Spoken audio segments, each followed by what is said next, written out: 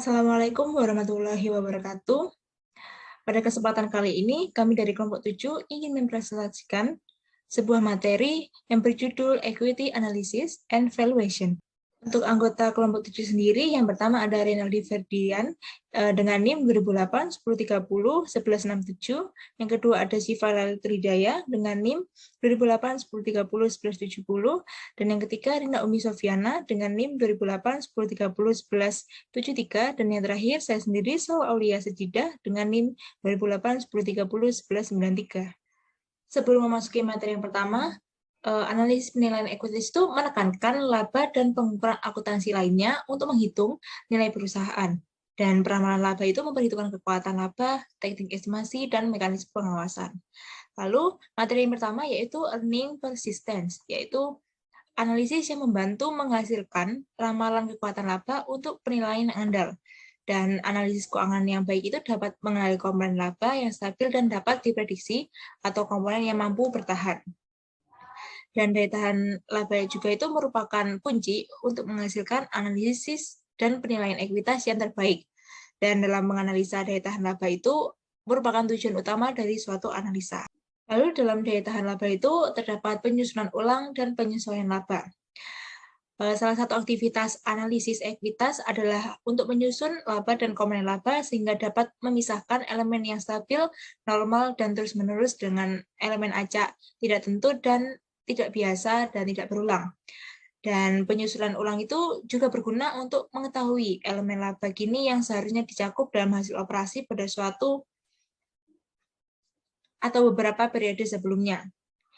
Nah, sumber informasi utama yang diperlukan untuk menyusun ulang dalam menyelesaikan laba, yaitu ada laporan laba rugi, dan di dalam itu termasuk laporan dari operasi yang masih berlanjut, laba dari operasi yang dihentikan, laba dan rugi luar biasa, dan dampak kumulatif dari perubahan prinsip akuntansi.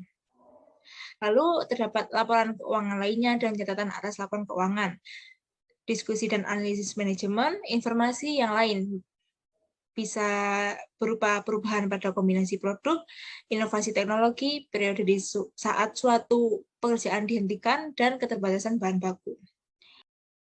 Selanjutnya ada informasi mengenai daya tahan laba.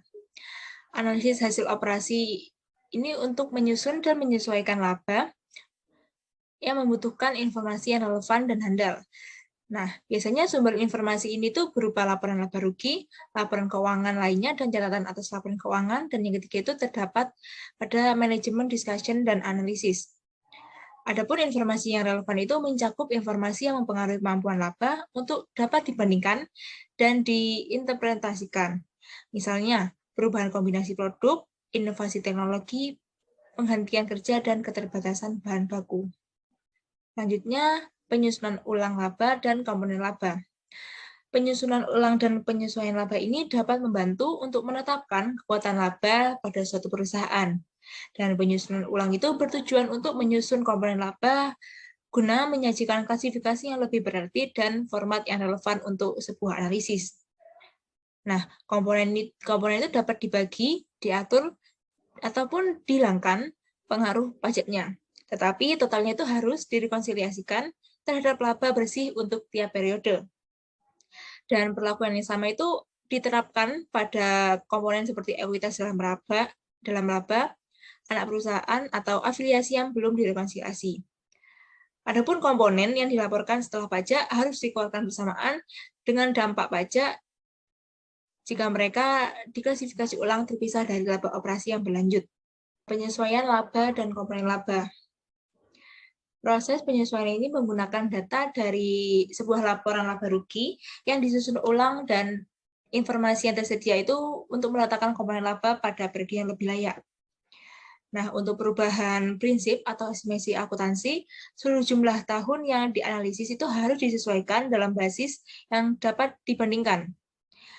Dan perubahan estimasi dalam praktek itu diterapkan secara prospektif dengan sedikit pengecualian. Namun sebelum menilai daya tahan laba, kita itu perlu memperoleh angka laporan keuangan dengan beberapa penyesuaian. Dan seluruh komponen laba itu harus dipertimbangkan. Jika kita itu telah menetapkan bahwa suatu komponen itu akan dikeluarkan dari periode pelaporannya, Maka komponen tersebut itu dapat dipindahkan pada hasil operasi periode-periode sebelumnya dan disebar sepanjang periode-periode yang sedang dianalisis. Meskipun penyebarannya itu dapat membantu dalam penentuan kekuatan laba dan hal itu tuh tidak membantu dalam penentuan tren laba. Adapun penyesuaian itu mempunyai tujuan utama, yaitu menempatkan komponen-komponen laba itu pada periode-periode yang di mana mereka seharusnya ditempatkan. Dan informasi itu bisa berasal dari data penyusunan ulang laba dan informasi lain yang mendukung. Selanjutnya yaitu determinants of earning persistence. Setelah menyusun dan menyesuaikan laba, analisis yang dilakukan selanjutnya yaitu untuk menentukan daya tahan laba. Dan dalam manajemen laba, keragaman tren dan insentif yang merupakan penentuan daya tahan laba yang potensial. Kita juga sebaiknya menilai daya tahan laba baik sepanjang siklus usaha maupun untuk jangka panjang. Dan dalam tren laba dapat dihitung nilainya itu dengan menggunakan metode-metode statistik, laporan-laporan keuangan yang menggambarkan tren, dan juga menggunakan angka-angka yang diperoleh dari prosedur penyusunan ulang dan penyesuaian. Nah, pada determinants of earning persistence itu terdapat 3 klasifikasi, yaitu yang pertama ada tren dan daya tahan laba. Tren laba itu dapat dinilai melalui metode statistik atau dengan penyataan tren. Karena tren laba itu seringkali mengungkapkan petunjuk mengenai kinerja perusahaan saat ini ataupun di masa mendatang. Dan mungkin salah satu motivasi utama manajemen laba itu adalah untuk mempengaruhi tren laba karena dalam praktik manajemen, laba itu mengasumsikan tren laba penting bagi penilaian. Lalu yang kedua itu ada manajemen dan daya tahan laba. Terdapat beberapa persyaratan untuk memenuhi definisi manajemen laba. Dan persyaratan ini penting karena akan membedakan manajemen laba dengan salah saji dan distori. Manajemen laba juga menggunakan prinsip pelaporan akuntansi yang diterima dengan tujuan untuk melaporkan hasil tertentu. Adapun beberapa bentuk manajemen laba yang harus diwaspadai, yaitu yang pertama ada perubahan metode atau asumsi akuntansi. Yang kedua, menghapus keuntungan dan kerugian luar biasa. Nah, dalam praktik ini tuh memindahkan dampak terhadap laba yang tidak biasa dan tidak diperkirakan yang dapat berpengaruh buruk pada tren laba. Lalu yang ketiga itu ada teknik untuk mengakui beban periode masa depan pada masa kini. Dan jika kinerja periode masa kini itu sangat buruk, maka praktik ini tuh melepaskan beban masa depan dari laba masa depan. Lalu yang keempat itu ada penurunan nilai. Nah, dalam penurunan nilai, aktiva operasi seperti pabrik dan peralatan aktiva tak berwujud seperti goodwill saat hasil operasi sedang buruk merupakan alat manajemen laba lainnya. Lalu yang terakhir, menentukan waktu pengakuan pendapatan dan beban. Nah, dalam teknik ini itu mengatur waktu pengakuan pendapatan dan beban untuk melakukan manajemen laba, termasuk manajemen tren. Lalu yang terakhir ada insentif dan daya tahan manajemen. Analisis itu harus mengaku insentif bagi manajer terkait dengan laba, karena manajemen laba itu seringkali awalnya dicapai dengan pelaporan laba yang terlalu rendah. Hal ini tuh menciptakan cadangan untuk dapat digunakan pada periode dengan laba rendah di masa depan. Dengan adanya insentif, kinerja bagi manajer dan penggunaan angka akuntansi untuk mengendalikan dan mengawasi kinerja mereka, analisis itu harus menyadari adanya potensi manajemen laba dan bahkan salah saji. Dan analisis harus mampu mengenali perusahaan yang memiliki dorongan kuat untuk melakukan manajemen laba, yang kemudian akan meneliti praktik akuntansi perusahaan untuk memastikan integritas laporan keuangan.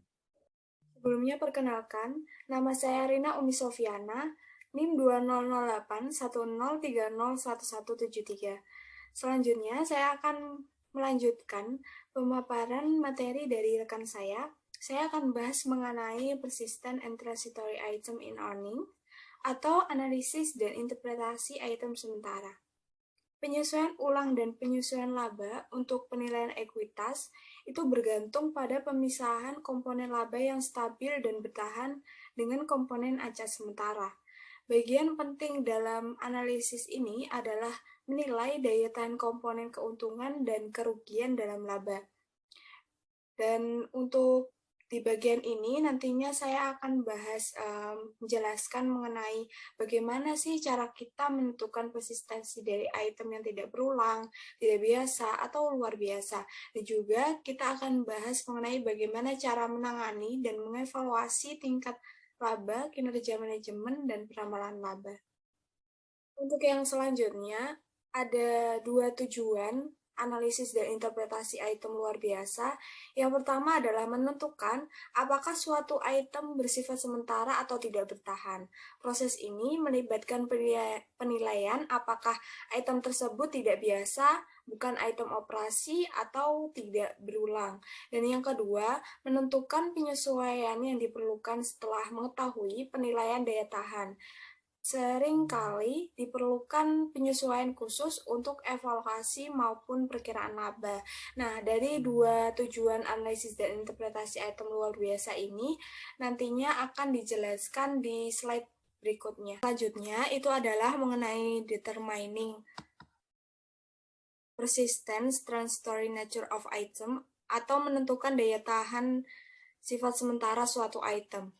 Adanya insentif bagi manajer terkait dengan pelaporan item sementara membuat kita harus mengevaluasi independen mengenai apakah suatu keuntungan atau kerugian itu bersifat sementara. Nah, untuk tujuan dari item tersebut itu dibagi menjadi 2 kategori besar. Yang pertama adalah operasi yang berulang dan operasi yang tidak berulang. Nah, untuk tujuan pertama adalah non-recurring operating gains and losses atau keuntungan dan kerugian operasi berulang. Keuntungan dan kerugian ini terkait dengan aktivitas operasi tetapi jarang terjadi atau tidak dapat diprediksi. Nah, jadi analisis keuntungan dan kerugian operasi yang tidak berulang ini harus mengakui sifat jarang terjadi dan pola berulangnya. Item ini dianggap milik periode pelaporan, dan analisis item operasi yang tidak berulang tidak langsung memenuhi aturan mekanis. Jadi kita harus menelaah dulu informasi dan nantinya akan menemukan beberapa item yang lebih bersifat berulang dibandingkan dengan item yang lain, serta beberapa yang lebih bersifat operasional dibandingkan dengan item yang lain. Dan tujuan yang kedua adalah non-recurring non-operating gains and losses atau keuntungan dan kerugian non-operasi yang tidak berulang. Item ini tidak berulang dan tidak dapat diprediksi dan terjadi di luar operasi normal. Kejadian yang menyebabkan item ini biasanya tidak berhubungan, tidak diinginkan, dan tidak direncanakan, namun tidak selalu seluruhnya itu tidak diharapkan. Aktivitas usaha terkait dengan risiko kejadian yang merugikan atau kejutan yang tiba-tiba terjadi, apakah sifatnya ini alami atau buatan manusia. Untuk tujuan yang kedua, itu adalah adjustment to extraordinary item reflecting persistent atau penyesuaian item luar biasa yang mencerminkan daya tahan. Yang pertama mengenai dampak item sementara terhadap sumber daya perusahaan. Keuntungan atau kerugian akan menaikkan atau menurunkan sumber daya. Keuntungan atau kerugian itu jadi akan menaikkan atau menurunkan sumber daya karena pengembalian investasi modal mengukur hubungan laba bersih terhadap sumber daya. Keuntungan atau kerugian sementara itu juga mempengaruhi pengukuran ini. Jadi semakin besar item sementara, semakin besar pula dampaknya terhadap pengembalian.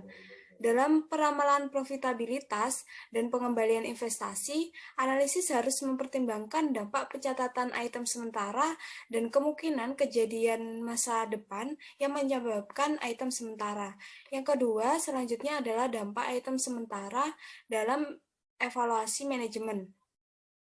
Salah satu implikasi yang terjadi dikaitkan dengan keuntungan dan kerugian sementara ialah kurangnya keterkaitan mereka dengan aktivitas usaha normal. Karenanya, item ini jarang digunakan untuk mengevaluasi manajemen. Untuk materi selanjutnya, kita akan bahas mengenai earnings-based equity valuation atau penilaian ekuitas berbasis laba. Estimasi yang tepat dan andal mengenai nilai saham dapat membantu kita dalam membuat keputusan apakah kita akan beli, menjual, ataupun mempertahankan sekuritas saham kita. Untuk melakukan valuasi, maka kita harus memperhatikan 2 hal, yaitu yang pertama market value dan intrinsic value, atau harga saham yang kita anggap wajar. Misalnya dari estimasi kita memperkirakan bahwa intrinsic saham value A adalah sebesar $50, tetapi saham A terjual seharga $40. Menurut kita, saham tersebut yang seharga $40 ke depan harinya akan bisa mencapai $50. Maka ketika kita membeli saham yang kita perkirakan harga sebenarnya adalah $50 dengan harga $40, otomatis kita memperoleh yang namanya keuntungan, yang berarti kita membeli saham seharga $50 dengan harga yang lebih murah, yaitu $40. Namun, jika market value-nya lebih mahal daripada intrinsic value-nya, maka kita akan mengalami yang namanya kerugian atau membeli dengan harga yang mahal. Misalnya, ketika intrinsic value yang kita estimasikan itu adalah $50, tetapi market value-nya yang dijual itu adalah $60. Berarti kita membeli saham yang harganya menurut kita $50 dengan harga $60, maka kita akan membeli dengan harga yang mahal. Lalu, valuasi lainnya itu adalah discounted cash flow, yaitu kesanggupan perusahaan mengembalikan seberapa besar dana yang kita berikan. Nah, metode ini dilakukan dengan cara mengeliminasi arus dana di masa mendatang dan kemudian di-cut untuk menghasilkan nilai dana tersebut di masa kini. Selanjutnya ada fundamental valuation multipliers atau perkalian penilaian dasar. Dua pengukuran penilaian yang sering digunakan adalah rasio harga terhadap nilai buku atau price to book ratio dan rasio harga terhadap pendapatan atau price to earning ratio. Tentunya kita sudah tidak asing lagi dengan kedua rasio ini, di mana kita pernah mencoba untuk menghitungnya pada perusahaan kita masing-masing. Melalui perbandingan rasio dasar ini dengan angka implisit pada harga pasar, sampai sini kita dapat mengevaluasi nilai investasi suatu perusahaan milik pabrik. Untuk perusahaan yang sahamnya tidak diperdagangkan secara aktif, rasio ini dapat digunakan sebagai alat untuk mengestimasi nilai dari ekuitas tersebut. Yang pertama ada rasio harga terhadap nilai buku atau price to book ratio yang dihitung dengan rumus nilai pasar ekuitas dibagi dengan nilai buku ekuitas, yang digunakan untuk menemukan perusahaan dengan pertumbuhan tinggi yang menjual dengan harga rendah. Nah, untuk lebih memahami penilaian berbasis laba, maka disediakan ilustrasi sebagai berikut. Digambarkan penilaian berbasis pendapatan menggunakan informasi keuangan dari perusahaan Christie dengan informasi keuangan sebagai berikut. Nilai buku Christie Company pada 1 Januari tahun pertama sebesar $50.000. Perusahaan memiliki 15% biaya modal ekuitas. Setelahnya diperoleh prediksi data akuntansi sebagai berikut. Dengan mengoperasikan penjualan dikurang beban operasi dan penyusutan, yang kemudian diperoleh pendapatan bersih selama 5 tahun. Untuk dividen diketahui dari laporan keuangan perusahaannya. Untuk menerapkan model penilaian berbasis akuntansi, kami menghitung nilai buku masa depan yang diharapkan dan return on capital employed atau ROCE menggunakan prediksi akuntansi di bawah. Misalnya, nilai buku yang diharapkan pada 1 Januari tahun kedua dihitung dengan cara $56.500 dikalikan dengan nilai buku awal sebesar $50.000 ditambah laba bersih sebesar $12.500 dikurangi dengan dividen sebesar $6.000. Maka nilai buku yang diharapkan pada 1 Januari tahun ketiga sampai tahun kelima secara berturut-turut adalah $63.845, $72.145, dan $72.145. Sebab penilaian dihitung dengan ROCE yang menggunakan nilai buku awal periode, jadi ROCE yang diharapkan untuk tahun pertama sebesar 25% yang diperoleh dari pendapatan bersih sebesar $12.500 dibagi dengan nilai buku awal sebesar $50.000 yang dikalikan dengan 100%. Begitu pula untuk tahun-tahun berikutnya. Nilai ekuitas Christie Company pada 1 Januari tahun pertama dihitung dengan menggunakan model penilaian berbasis akuntansi. Caranya yaitu nilai buku awal ditambah buka kurung ROCE yang diharapkan dikurangi kepemilikan biaya modal ekuitas dalam bentuk desimal, dikali nilai buku tahun bersangkutan yang dibagi 1,15 kemudian dipangkatkan untuk tahun-tahun berikutnya. Ditunjukkan seperti perhitungan di bawah ini. Penilaian berbasis akuntansi ini menyiratkan bahwa saham Christie Company harus dijual dengan rasio price to book sebesar 1,17 yang diperoleh dari $58.594 dibagi dengan $50.000 pada 1 Januari tahun pertama. Sejauh ekspektasi pelaku pasar saham berbeda dari yang tersirat oleh model penilaian. Rasio price to book menggunakan harga saham yang aktual yang akan berbeda dari 1,17. Dalam hal ini, kita harus mempertimbangkan adanya dua kemungkinan. Yang pertama, perkiraan profitabilitas masa depan terlalu optimis atau bahkan terlalu pesimis. Yang kedua, saham perusahaan salah harga. Penentuan ini merupakan bagian utama dari analisis fundamental. Adapun 3 pengamatan tambahan mengenai pentingnya ilustrasi ini. Yang pertama, return on capital employed yang diharapkan sama dengan 15% untuk tahun 5 dan seterusnya. Pengembalian 15% ini sama dengan biaya modal Christie Company untuk tahun-tahun tersebut. Karena return on capital employed atau ROCE sama dengan biaya modal untuk tahun 5 dan seterusnya. Hasil tahun ini tidak mengubah nilai Christie Company, yaitu sisa pendapatan sama dengan 0 untuk tahun-tahun itu.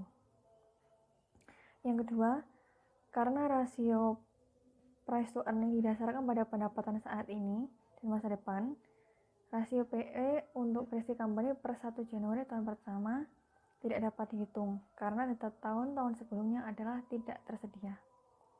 Yang ketiga, estimasi penilaian mengasumsikan pembayaran dividen terjadi pada setiap akhir tahun. Asumsi yang terjadi lebih realistis adalah bahwa rata-rata arus keluar ini terjadi di tengah jalan selama tahun berjalan.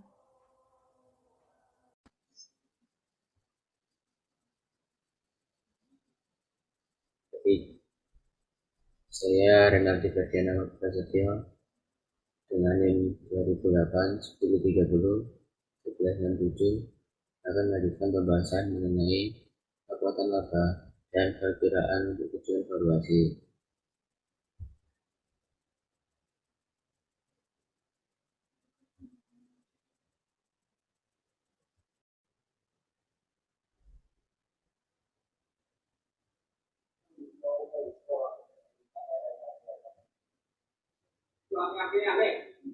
Untuk pembahasannya yaitu yang pertama ada kekuatan laba.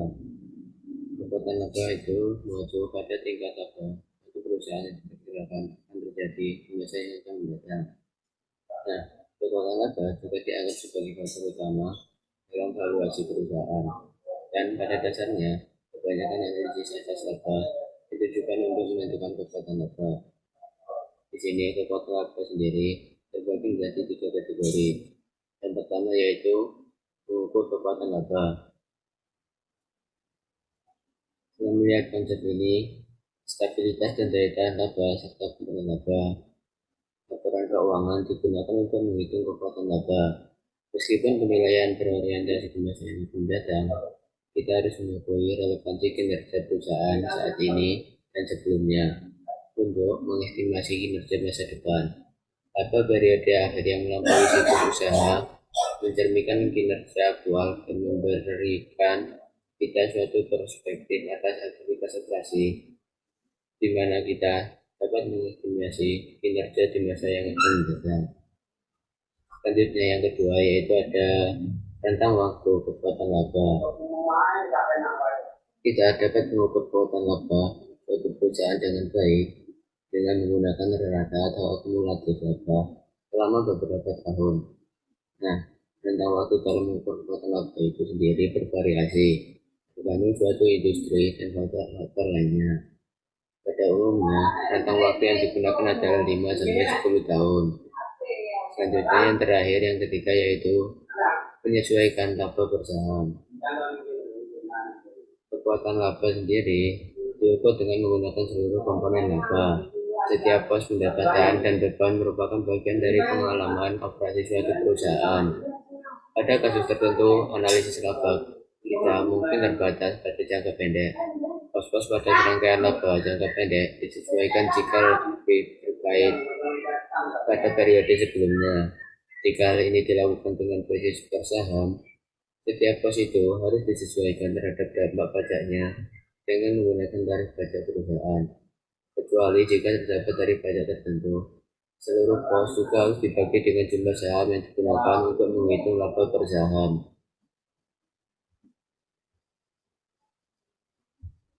Next.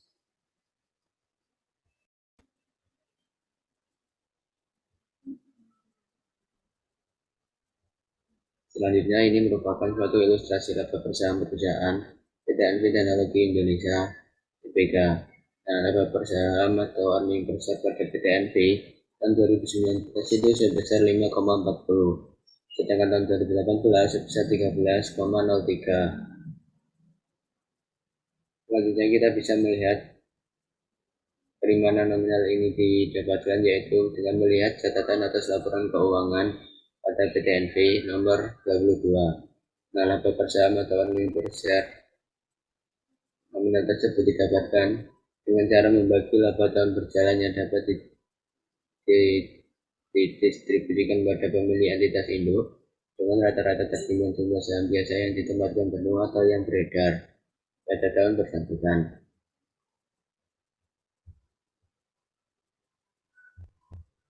Nah, 2019 jumlah laba bersih tahun berjalan PTNV sendiri yaitu sebesar 8.171.188 rupiah, dibagi dengan jumlah rata-rata jumlah lembar saham yang beredar yaitu sebesar 1.449.315.068 rupiah. Nominalnya itu yaitu sebesar 5,40.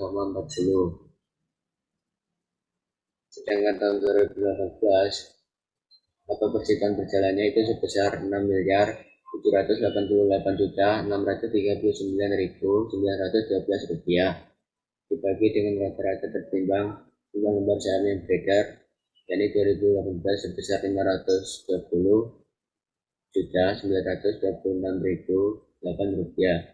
Hasilnya itu sebesar 13,03. Artinya di sini PTNV sendiri mengalami penurunan pada earning per share atau laba per saham dari 2018 ke 2019. Nah, faktor yang menyebabkan laba per saham pada umumnya, faktor yang menyebabkan laba per saham atau earning per share mengalami kenaikan itu jika laba bersih tahun berjalan mengalami kenaikan, sedangkan pada jumlah lembar saham yang beredar itu alami hal yang tetap atau tidak berubah. Sedangkan di sini pada laporan PTNV sendiri, earning per share-nya sendiri, laba bersih tahun berjalannya itu mengalami kenaikan, namun tetapi jumlah lembar saham yang beredarnya itu juga mengalami kenaikan. Jadi hal tersebut memungkinkan earning per share PTNV sendiri mengalami penurunan. Link bisa di next.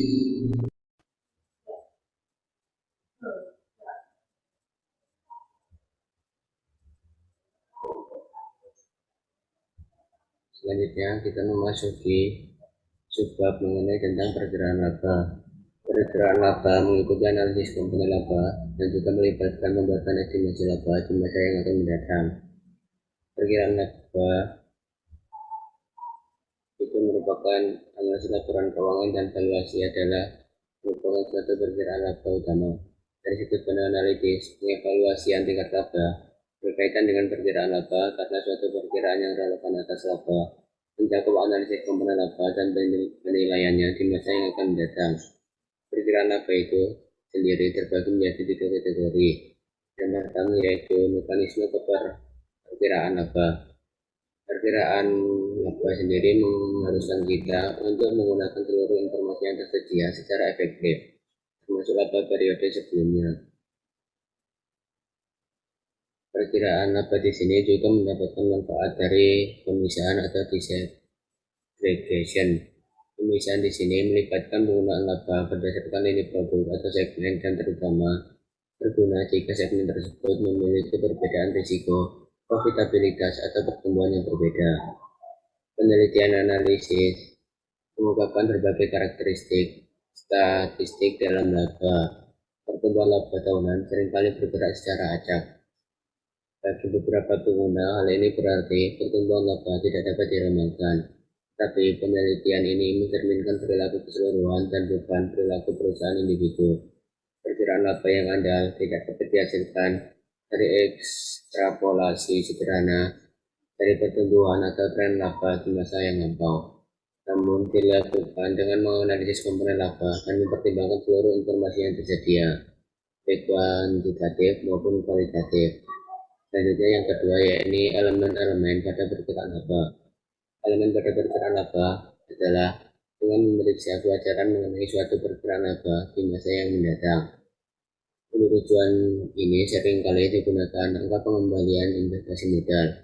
Jika suatu perkiraan laba menghasilkan pengembalian yang sangat berbeda dengan pengembalian masa lalu atau masa lampau atau pengembalian industri, kita harus menilai kembali perkiraan laba tersebut dan batasnya. Pengembalian investasi modal tergantung dari laba, sementara laba merupakan produk kualitas manajemen dan manajemen aktiva. Kualitas manajemen sendiri dibutuhkan manajemen yang memiliki akses ke berbagai sumber daya untuk menitipkan aktiva melalui penggunaan yang efisien dan menguntungkan. Sedangkan manajemen aktiva merupakan perusahaan membutuhkan aktiva untuk mengembangkan operasi, kelangsungan keberhasilan dan perkiraan pertumbuhan bergantung pada sumber pendanaan dan dampaknya terhadap suatu laba. Selanjutnya yang terakhir ketiga yakni melaporkan perkiraan laba. Perkiraan manajemen atau pihak internal berbeda dengan perkiraan yang dilakukan analisis keuangan atau pihak eksternal. Kendala perkiraan tergantung pada akses informasi dan asumsinya. SEC atau Securities and Exchange Commission merekomendasikan agar perkiraan disajikan dalam format laporan keuangan dan disertai dengan informasi yang cukup bagi seorang investor untuk menilai keandalan. SEC memiliki aturan safe harbor yang melindungi perusahaan dari tuntutan hukum jika prediksi mereka tidak menjadi kenyataan atau tidak sesuai dengan kenyataannya. Tidak di next.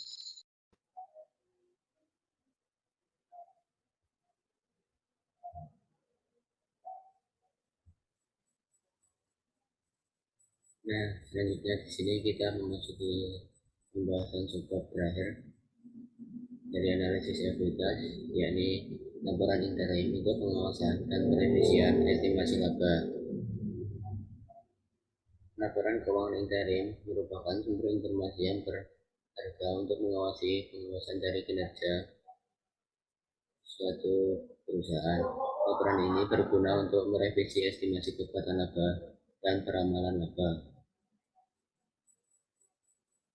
Laporan keuangan interim memiliki keterbatasan yang terkait dengan kesulitan untuk meletakkan komponen laba pada periode kurang dari 1 tahun.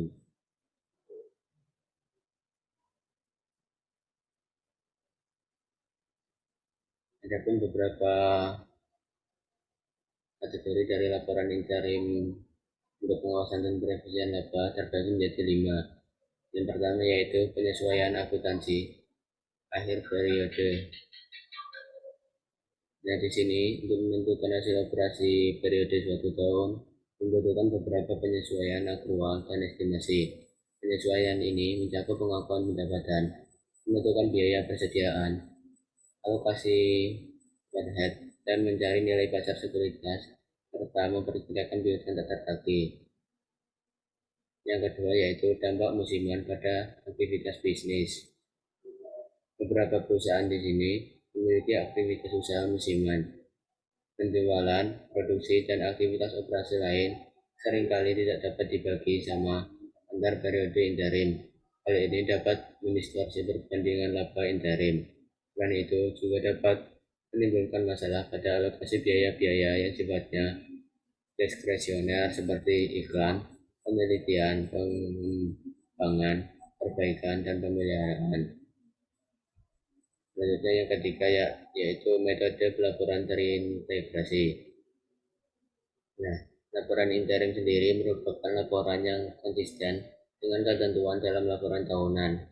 Sedangkan laporan kuartalan itu merupakan bagian keseluruhan dari satu tahun dan beban selama periode interim. Tahun tersebut mencakup dengan pengakuan atas penyusutan persediaan diskon atas kuantitas dan piutang tak tertagih. Selanjutnya yang terakhir yakni persyaratan pelaporan interim SEC, yaitu SEC itu mensyaratkan laporan kuartalan, laporan pertimbangan terkini, pengungkapan hasil kuartalan keempat secara terpisah, dan penyesuaian akhir tahun secara terperinci. Terdapat beberapa persyaratan pelaporan untuk laporan interim yang diterapkan oleh SEC. Yang pertama itu perbandingan dan pelaporan laba rugi interim dan laporan laba rugi year to date. Yang kedua, perbandingan posisi keuangan. Ketiga, laporan arus kas hingga hari ini.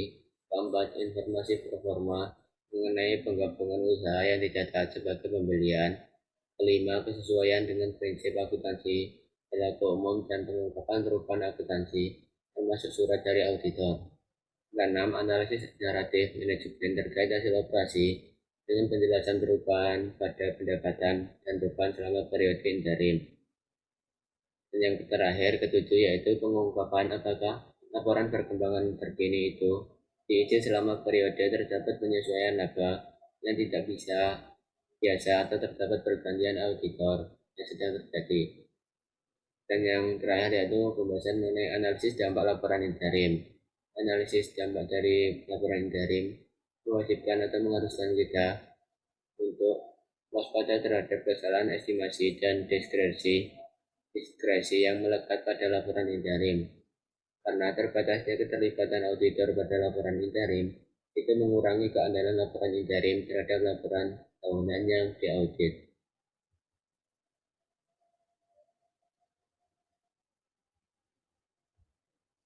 Mungkin bisa di next.